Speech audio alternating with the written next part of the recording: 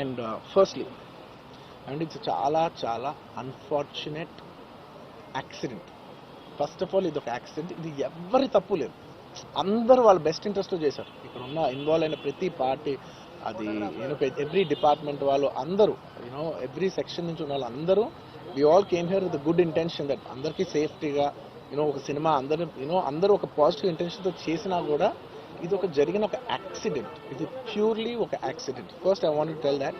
And ఈ accident జరిగినందుకు my first this thing is for the family. వాళ్ళ ఫ్యామిలీకి, వాళ్ళ బాధపడుతున్న తండ్రి గారికి, ఇలా ఒక రేవతి గారికి అయ్యి, శ్రీతేజ నాకు అబ్బాయి అలా ఉంటే హాస్పిటల్లో, I wishing him speedy recovery. అవునండి, అవునా? ఓకే, అవునా, సారీ. ఓకే, ఫస్ట్లీ నేను తెలుగులో చెప్పిన తర్వాత ఇంగ్లీష్లో చెప్తాను.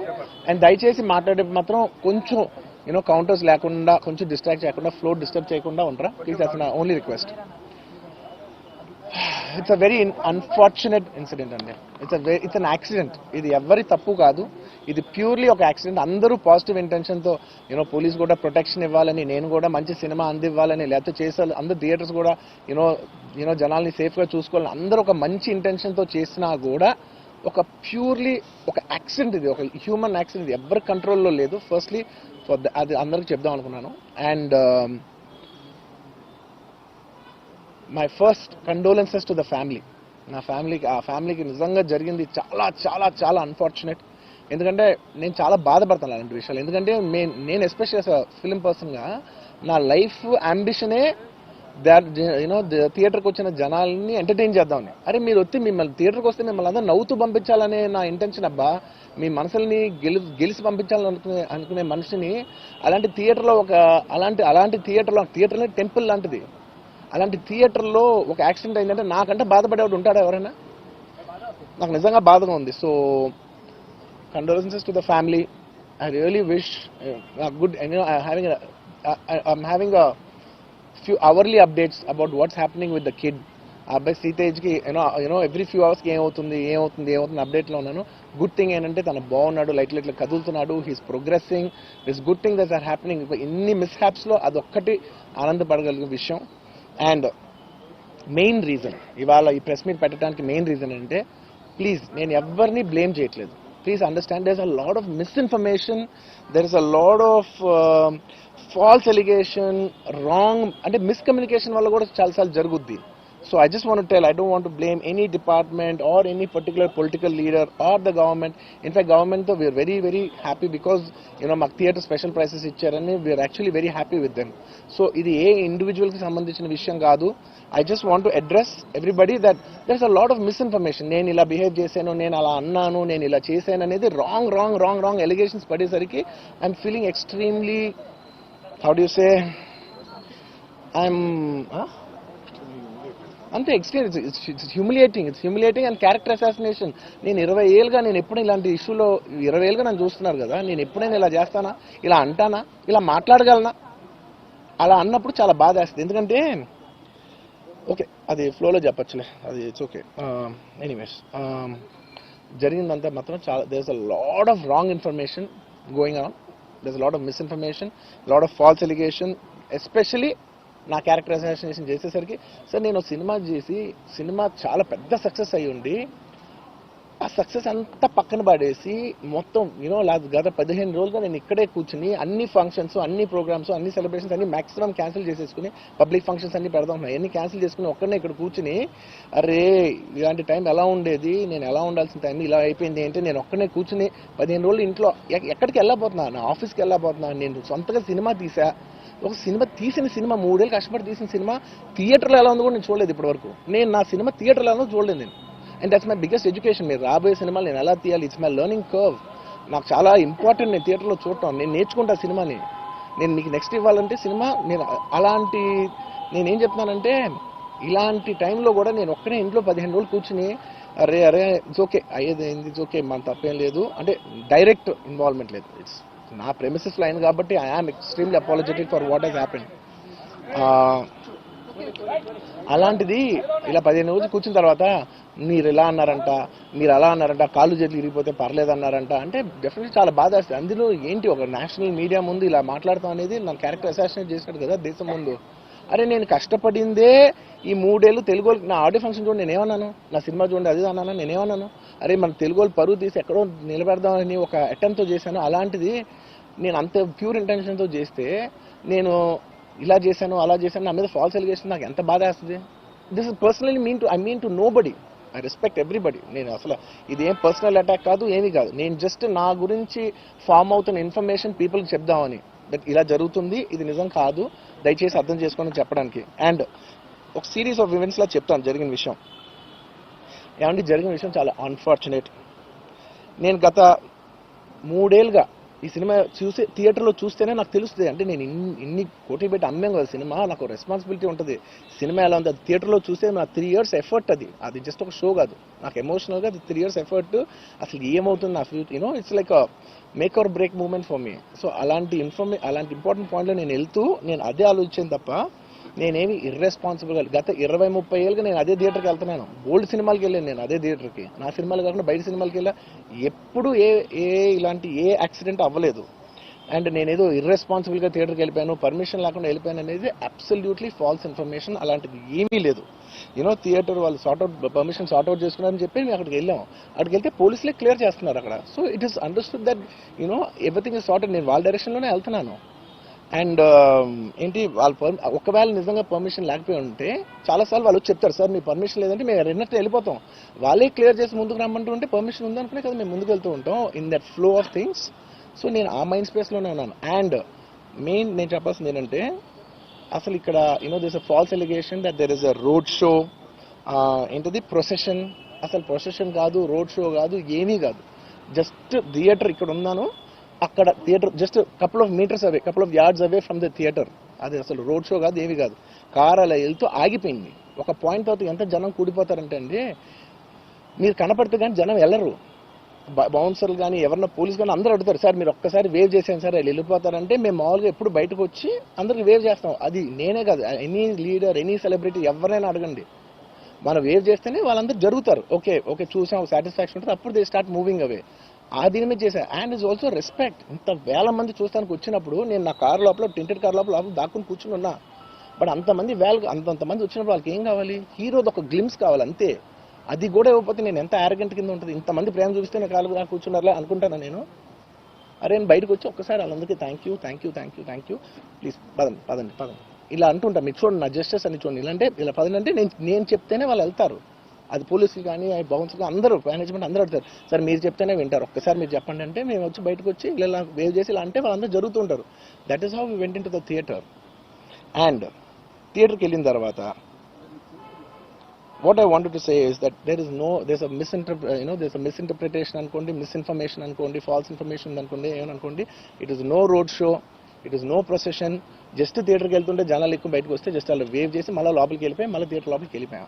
అండ్ థియేటర్ లోపల మీ సినిమా చూసిన కొంచెం సేపటికి సార్ నా వరకు అసలు ఏ పోలీసు కానీ ఎవ్వరూ నాకు వరకు అసలు నన్ను కలవలేదు, నాతో ఏం చెప్పలేదు. నాకు చెప్పిందల్లా అది పైగా మా మేనేజ్మెంట్ సైడ్ నుంచి వాళ్ళు మా వాళ్ళు వచ్చి చెప్పింది ఏంటంటే, సార్ బయట ఓవర్ క్రౌడ్ అవుతుంది, మీరు దయచేసి వెళ్ళిపోండి అని చెప్పారు. వాళ్ళ పోలీసు వాళ్ళందరూ బయట చాలా మందికి ప్రాబ్లం అవుతుంది సార్, ఓవర్ క్రౌడ్ అవుతుంది, మీరు వెళ్ళిపోండి అంటే నేను వెళ్ళిపోయా. సినిమా స్టార్టింగ్ కొంచెంసేపు నేను వెళ్ళిపోయా. నేను మా వైఫ్ అందరూ మేము బయటకు వచ్చాము అంతే. నాకు అసలు ఆ తర్వాత నెక్స్ట్ డే నాకు తెలిసింది ఒక లేడీ ఇలా ఉందంట, కళ్ళు తిరిగి పడిపోయిందంట, ఆ తర్వాత ఆవిడ పాపం చనిపోయిందంట, ఇలా కిడ్ ఉన్నాడు అంటే నేను షాక్లో గురయ్యా. అంటే నాకు తెలీదు అసలు, నెక్స్ట్ డే వరకు నాకు అసలు తెలీదు. I had no idea. ఎందుకంటే నేను నా పిల్లోనే పక్కన పెట్టుకున్నా, నా వైఫ్ నా కొడుకు నా కూతురు థియేటర్లోనే ఉన్నారు. నాకు తెలీదు. నిజంగా అలా జరుగుంటే నాకు తెలుసుండి ఉంటే నేను వాళ్ళు తీసుకుని వెళ్ళిపోతాను కదా, మినిమం కదా, ఎవరైనా వాళ్ళ పిల్లలు వాళ్ళు తీసుకుని వెళ్ళిపోతారు కదా. నాకు తెలియని కూడా తెలియదు. సరే పిల్లలు వాళ్ళు చూసుకుంటారు, మనం వెళ్ళిపోతే క్రౌడ్ క్లియర్ అయిపోతే ప్రాబ్లమ్ సాల్వ్ అయిపోతే నేను వదిలేసి వెళ్ళిపోయా. అలాంటిది నాకు తెలిసి కూడా నేను సినిమా చూస్తూ ఉన్నాను, ఇలాంటి ఫాల్స్ అలిగేషన్స్ వస్తే చాలా బాధ వేస్తుంది. పిల్లలు ఉన్నారు సార్, పిల్లలు వదిలేసి వెళ్ళిపోతాను నేను. నాకు నా పిల్లలు అంటే ఎంత ఇష్టం తెలుసు, ఎవరైనా ఉంటారు కదా తీసుకుని వెళ్ళిపోతారు కదా. అలాంటి నాకు క్లూ కూడా లేదు. నేను ఇంటికి వెళ్ళిపోయిన తర్వాత నేను వెళ్ళిపోయిన నెక్స్ట్ డే నాకు మార్నింగ్ తెలిసి ఇలా చనిపోయారంటే షాక్ అయ్యాను నేను. షాక్ అయ్యి ఇమీడియట్గా నేను బాస్కు ఫోన్ చేశాను, మా బన్నీవాస్కు ఫోన్ చేసి బాస్ ఇమీడియట్గా హాస్పిటల్కి వెళ్ళి వాళ్ళ కలు నేను వస్తానంటే సరే నేను మొత్తం అక్కడ వెళ్ళి సెట్ చేసి వస్తాను, వాళ్ళందరూ ఎమోషనల్గా ఎలా ఉన్నారు ఏంటో మనం ఫస్ట్ చెక్ చేసుకున్న తర్వాత మీరు దిగాలి, ఒక్క నిమిషం ఆగండి సార్ వెళ్ళిపోయాడు. వెళ్ళిపోయిన తర్వాత వాసు నేను వస్తానంటే సార్ మీరు రావద్దు ప్లీజ్ దయచేసి మీరు హాస్పిటల్ రావద్దు ఇక్కడికి గందరగోళం అయిపోతుంది నిన్న నైట్ మీరు థియేటర్కి వెళ్ళారు ఇష్యూ అయింది యూనో చాలా ప్రాబ్లం అయింది ఇప్పుడు మీరు హాస్పిటల్కి వచ్చి మళ్ళీ ప్రాబ్లం అయితే మాత్రం సార్ చాలా ప్రాబ్లం అవుతుంది సార్ నేనే వాళ్ళని కొంచెం వాళ్ళ రిచువల్స్ అవన్నీ అయిపోయిన తర్వాత మీ దగ్గర తీసుకొస్తానని చెప్పాడు ఓకే అని వెయిట్ చేసేసరికి ఇమీడియట్గా ఏం చెప్పారు సార్ ఏమనుకోవద్దు వాళ్ళు మీ మీద కేసు ఫైల్ చేశారు ఇప్పుడు మీరు వాళ్ళు కలవడానికి లేదంటే నేను మా లీగల్ టీం అదేం పర్లేదు వాసు నేను వచ్చేస్తాను నేను కొంచెం మూర్ఖంగా మాట్లాడుతుంటే సార్ మా లీగల్ టీం చాలా స్ట్రిక్ట్గా చెప్పింది sir they file the case on you మీరు ఇప్పుడు వెళ్తే legally it is not right thing to do please don't go అని చెప్తే అప్పుడు ఆగాల్సి వచ్చింది సార్ నాకు ఒక్కటే విషయం చెప్తా సార్ ఎవరో వైజాగ్లో చనిపోతేనో లేకపోతే చనిపోతున్నారంటేనో లేదంటే విజయవాడలో చనిపోతున్నారంటే ఒక పెద్ద ఆవిడంటేనో లేదంటే చిరంజీవి గారి ఫ్యాన్స్ మన నూర్బాయ్ లాంటి వాళ్ళు లేదంటే కళ్యాణ్ గారి ఫ్యాన్స్ మన ఎవరో అంటేనే వాళ్ళందరికీ నేను వెళ్ళి పర్సనల్ సార్ ఇక్కడ నుంచి విజయవాడ వెళ్ళాను సార్ ఎవరినో కలవటానికి ఒక లేడీని ఒక వైజాగ్ వెళ్ళాను ఇక్కడ నుంచి ఎక్కడో ఉప్పలు ఉంటే ఎక్కడో దాటి ఉంటే ఎక్కడికో వెళ్ళాను అలాంటిది నా ఓన్ ఫ్యాన్స్ నాకు నా ఫ్యాన్స్ అంటే ఎంత ఇష్టం మీ అందరికీ తెలుసు అలాంటి నా ఓన్ ఫ్యాన్స్ నా ఓన్ థియేటర్లో నేను ఉన్న ప్రెమిసెస్లో అలా జరిగిందంటే నేను వెళ్ళి కలవనాలని వాళ్ళు కలవాలి నాకు ఉండదా అది మినిమం కదా అసలు ఎవడైనా వెళ్ళి కలుస్తుంది ఎందుకు కలవను నేను కలవపడడానికి ఎన్లీ రీజన్ ఏంటంటే I'm legally I'm tired I can't go అంత మాత్రం నేను స్పందించలేదు అని అనడానికి కూడా లేదు సో నాకు ఏం చేయాలో తెలియక నెక్స్ట్ డే సరే వాసు మనం వెళ్ళకపోతే బాగోదు ఏం చేయాలో తెలియక అప్పటికప్పుడు ఒక వీడియో పెట్టా ఎందుకంటే నేను కూడా షాక్లో ఉన్నా జెన్యున్లీ నేను కూడా షాక్లో ఉన్నా అరే ఇలా అయింది ఏంటి ఎటు కాకుండా హాఫ్గా ఉన్నాను నేను జెన్యున్ చెప్తా హాఫ్ ఉన్నాను నేను ఇప్పుడు కూడా కొంచెం హాఫ్గానే ఉన్నాను నేను నాకు తెలుస్తుంది నేను కరెక్ట్గా సెంటర్డ్గా లేను కొంచెం ఆఫ్లోనే నాకు తెలుస్తుంది ఎనీవేస్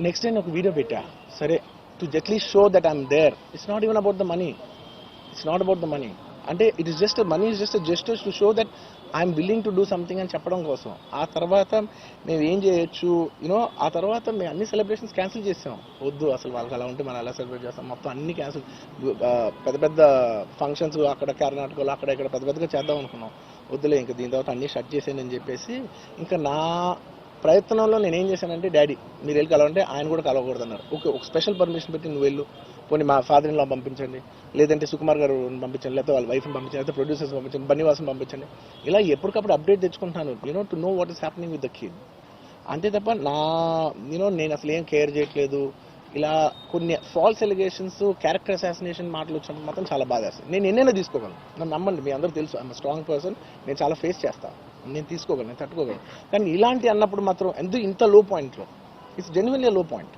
నాకు జెన్యున్లీ ఇట్స్ అ లో పాయింట్